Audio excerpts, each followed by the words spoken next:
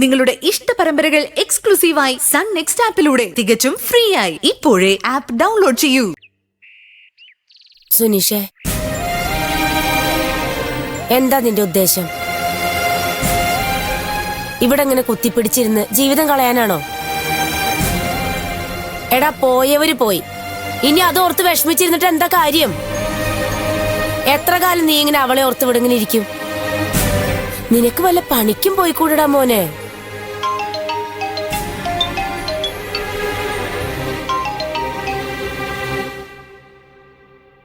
Hello സുനീഷേ, ഞാൻ അവളെ കണ്ടടാ. നിന്റെ ആദര കുട്ടിയെ ഞാൻ കണ്ടു.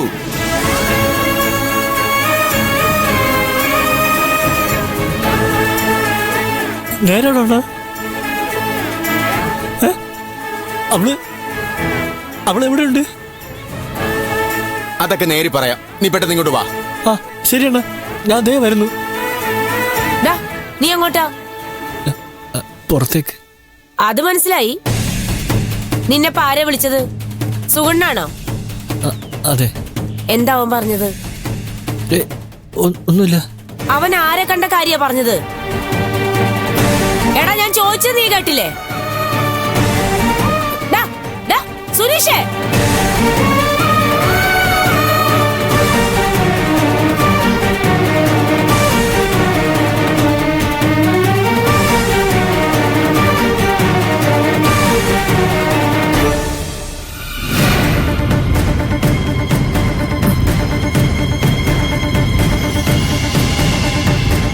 ഈ സുഗുണന്ന ഒറ്റ ഒരാളാ സുനീഷേട്ടനെ ഇങ്ങനെ നശിപ്പിക്കുന്നത്.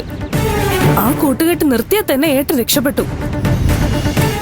കള്ളുടിക്കാൻ വിളിച്ചതാവും, അല്ലാതെന്താ. പതിവ് പോലെ ഇന്ന് 4 കാലിലാവും വരുന്നത്.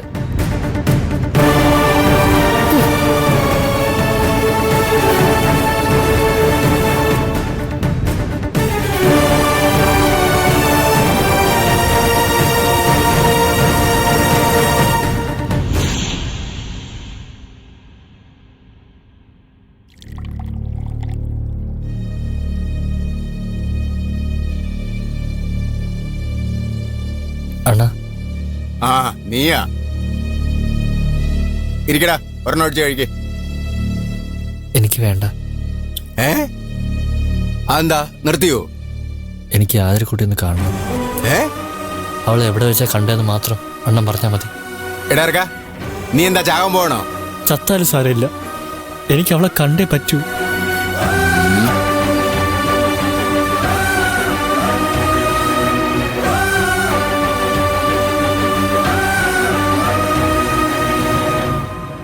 നീ വിചാരിക്കും പോലൊന്നുമല്ല. ആ നാടൊട്ടും ശരിയല്ല. അവിടെ ചെന്ന് ചാടുന്നതിലും ഭേദം വലിയഴിക്കൽ പാലത്തിന്റെ മേളിൽ നിന്ന് താഴോട്ട് ചാടുന്നതാ. അണ്ണ എന്തൊക്കെ പറഞ്ഞാലും എനിക്ക് അവളെ കാണാതിരിക്കാൻ പറ്റില്ല. എടാ, അവള് താമസിക്കുന്ന വീടൊന്നും എനിക്കറിയില്ല. ഞാൻ അവളെ കണ്ടത് ഏതോ ചടങ്ങ് കഴിഞ്ഞ് പോകുമ്പോ ഒരു അമ്പലത്തിനടുത്ത് വെച്ചാ. അതും ഇവിടെയെങ്ങുമല്ല, കേരള തമിഴ്നാട് ബോർഡറിൽ ശ്രീനാരിപുരം ഗ്രാമത്തിൽ. എവിടെയായാലും ആ പരിസരത്ത് എവിടെയെങ്കിലും ആയിരിക്കുമല്ലോ താമസം. നമുക്ക് അന്വേഷിച്ച് കണ്ടുപിടിക്കാണ്. അണ്ണ എൻ്റെ കൂടെ തന്നെ നിൽക്കണം. എങ്ങനെയെങ്കിലും എന്നെ അവിടെ എത്തിക്കണം.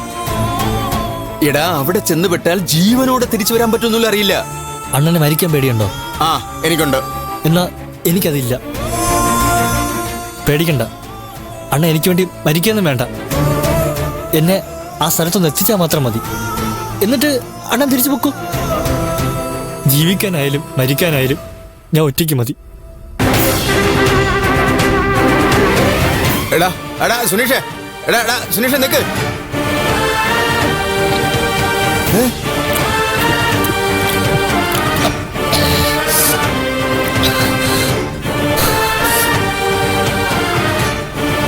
ഞാൻ 2 കൽപ്പിച്ചാണ്.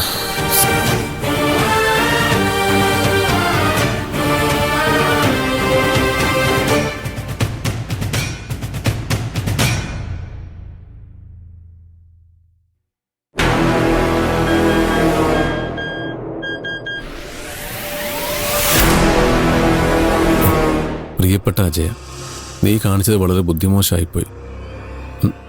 നീ എന്തിനാണ് നേരിട്ട് അങ്ങനെ ഒരു ഓപ്പറേഷൻ നടത്താൻ പോയത്? അതിനല്ലേ ഞാൻ ഗുണ്ടകൾ ഏർപ്പാട് ചെയ്തത്. കർട്ടന് പിന്നിൽ നിന്ന് നേതൃത്വം കൊടുക്കാനല്ലേ ഞാൻ നിന്നോട് പറഞ്ഞത്. ഇനി നാളെ ഒരിക്കലായാലും ഒരു കാരണവശാലും നീ ആ എണ്ണച്ചെട്ടിയാരുടെ മുന്നിൽ ചെന്ന് ചാടാൻ പാടില്ല. എന്തിനാണ് അയാൾ ആദരെ തട്ടിക്കൊണ്ടുപോയത് എന്നുള്ള നിന്റെ ചോദ്യത്തിനുള്ള മറുപടി ഞാൻ അധികം താമസിക്കാതെ പറയാം. അതുവരെ നീ ബുദ്ധിമോശമൊന്നും കാണിക്കരുത്. ഇനിയുള്ള നിന്റെ ഓരോ ചുവടുകളും അതീവ ശ്രദ്ധയോടെ ആവണം. എൻ്റെ കണക്കൂട്ടലുള്ള എവിടെയെങ്കിലും ഒന്ന് പിഴച്ചാൽ അതോട് ഞാൻ ഇത്രയും കാലം കഷ്ടപ്പെട്ടതെല്ലാം വെറുതെയാവും. പട്ടിണി കിടന്ന് ഞാൻ പടുത്തുയർത്തിയ മാണിക്യമംഗലത്തെ സാമ്രാജ്യം തവിട് പൊടിയാകും. സൂക്ഷിക്കണം. സ്നേഹപൂർവം, സ്വന്തം വിശ്വേട്ടൻ.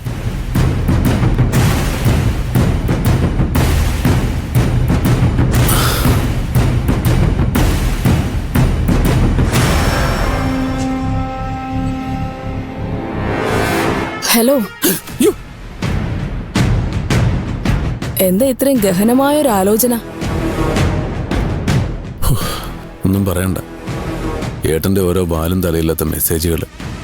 ഈ ഫോൺ ഓഫാക്കി വെച്ചാലേ നിങ്ങൾ ഗുണം പിടിക്കൂ. ഞാൻ പറഞ്ഞത് സത്യോ? നിങ്ങളുടെ ഏട്ടന് ഭ്രാന്ത. അയാൾ പറയുന്നൊന്നും വിശ്വസിക്കാതിരിക്കുന്നതാ നിങ്ങൾക്ക് നല്ലത്. എനിക്കും ഇപ്പോ അങ്ങനെയൊക്കെ തോന്നി തുടങ്ങി. ഹാ, എന്നാ പിന്നെ നിങ്ങൾ രക്ഷപ്പെട്ടു. അല്ല, ഇപ്പൊ എന്താ പുതിയ പൊല്ലാപ്പ്? ഞാനൊരിക്കലും ആ എണ്ണച്ചട്ടിയാരുടെ മുന്നിൽ പോയി ചാടരുതെന്ന്. അതെന്താ, അയാൾ പിടിച്ച് നിങ്ങളെങ്ങ് വിഴുങ്ങോ? വിഴുങ്ങിയിരുന്നെങ്കിൽ സമാധാനം ഉണ്ടായിരുന്നു. ഇതിപ്പോ കുടുംബം തകരുന്നൊക്കെ വിഷയം പറയുന്നത്. ഓ, അല്ലെങ്കിൽ പിന്നെ തകരാത്തൊരു കുടുംബം. നിങ്ങൾ ഈ കുടുംബസ്നേഹം കെട്ടിപ്പിടിച്ചോണ്ടിരിക്കാതെ രക്ഷപ്പെടാൻ നോക്കും മനുഷ്യ. അയാൾ ഇങ്ങനെ ഓരോ മെസ്സേജ് അയച്ച് നിങ്ങളെ കുരങ്ങെളിപ്പിച്ചോണ്ടിരിക്കോ? അല്ലെങ്കിൽ തന്നെ അയാളിവിടെ ഉണ്ടായിരുന്ന സമയത്ത് നിങ്ങൾക്ക് എന്തെങ്കിലും ഗുണം ഉണ്ടായിട്ടുണ്ടോ? ചുമ്മാ അടിമയാക്കി അരഞ്ഞാണ ചരടിൽ കെട്ടിയിട്ടുണ്ട് നടക്കുന്ന പോലെ.